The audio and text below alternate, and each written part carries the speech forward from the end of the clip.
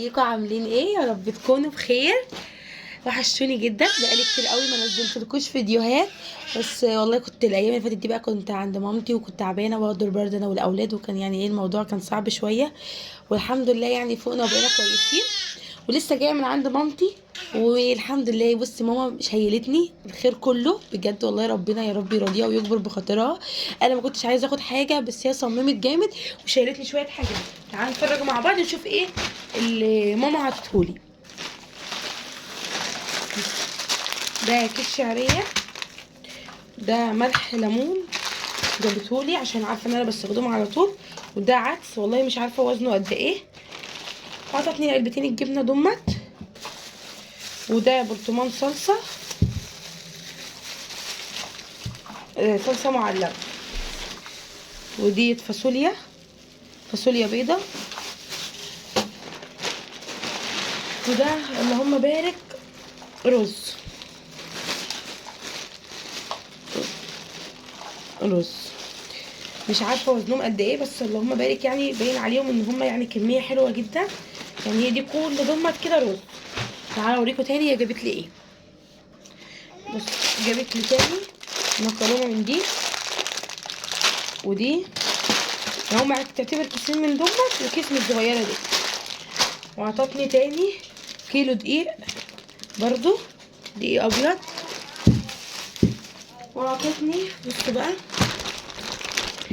دي قراقيش، قراقيش ساده بس جميله، معموله بقى مخدومه بقى. يعني هي عطت للراجل السمنه والدقيق والسمنه البلدي واللبن وكده، وخلته يعمل لها ايه في يعملها لها يعني عشان بقى ده مخدومه. عطتني الكميه ديت، انا خدتهم في كيس عشان برضه طبعا يعني ايه العلبه بتعمل يعني مساحه كبيره وكده في الشيله اللي كانت معايا. ودوما اللهم بارك ايه شويه قراقيش حلوه بقى، شاي بلبن بقى نفطروا بيه. كانت عاطيلي والله برضه كيسه تانية فيها شويه وفيها كحك برضه بالعجوه. بس طبعا اول ما جينا بقى فطرنا بيهم كده مع كوبايه شاي بلبن فما كنتش لحقت اصور لكم. عطتني برضه تاني، عطتني البيت ده 5 بيضات بلدي وواحده من اللي هي العادي. بيض البلدي كانت عايزه تديني كله بلدي والله بس هي ما لقتش عندها الا دمه. عطتني برضو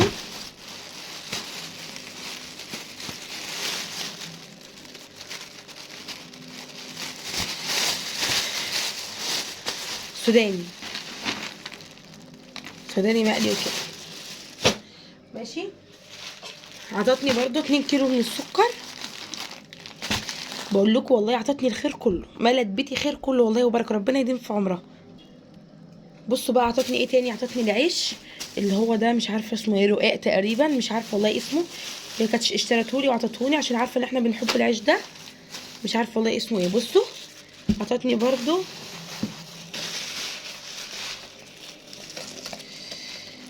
مش عارفه استنوا زيتون. بصوا ده زيتون كده ماما عاملاه في البيت، عامله برطمان كبير جدا وعم تعطيني مليان البرطمان ده ايه شويه ليا.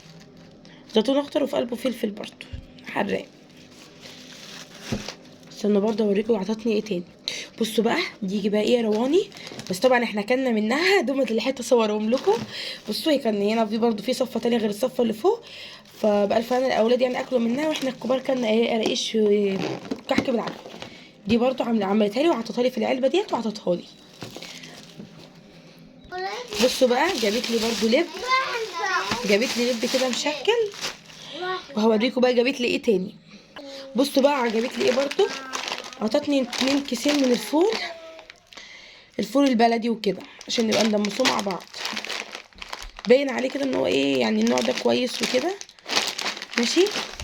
الوزن الكيس 500 جرام يعني نص كيلو، يعني دمت كيلو الاتنين دمت كيلو. يعتبر جابت لي كيلو من الفول البلدي عشان عارفه ان انا بعمل احب ادمس فول وكده واعمله في البيت.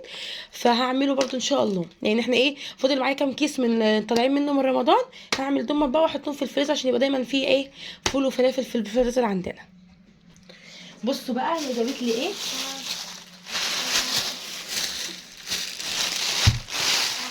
جابت لي اللهم بارك ازازه لبن، لبن جاموسه. الازازه دي تقريبا تاخد 2 كيلو ونص ان شاء الله. خدها احطها بس في الفريزر عشان اوريكم برضو بقيه الحاجات. بصوا بقى جميل عطتني اللهم بارك. دي فرخه ما شاء الله، الفرخه ديت حجمها كبير وكويسه جدا ما شاء الله. بصوا مش عارفه والله دي ممكن يطلع وزنها قد ايه، بس هي ما شاء الله كبيره قوي. ودي فرخه تانية عطتني فرختين على الحاجات ديت. ربنا يبارك في عمرها يا رب، ويبارك في كل امهاتكم ويدوم الصحه يا رب. وهدي فرخه تانية، بس دي الفرخه دي هي مقطعاها لي على 4 ودي سايبتها لي سليمه. طبعا هم مجمدين بقى عشان هي ايه كانت جايباهم وعاملاهم لي وحطاهم لي في الفريزر ومنضفاهم لي كويس. وكده اكون وصلت معاكم لنهايه الفيديو.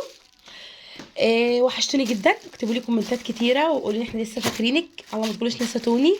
وانتظروا مني الايام الجايه ان شاء الله فيديوهات كويسه جدا وفيديوهات قويه. وفي فيديو مشتريات ان شاء الله اصوره انزله لكم، شاريه شويه ادوات حاجات للادوات المنزليه للبيت جميله جدا، واسعار هوريها لكم واوريكم الاسعار، افرجكم على الحاجه بكل التفاصيل ان شاء الله. يعني هحاول انزله لكم على طول في اقرب وقت.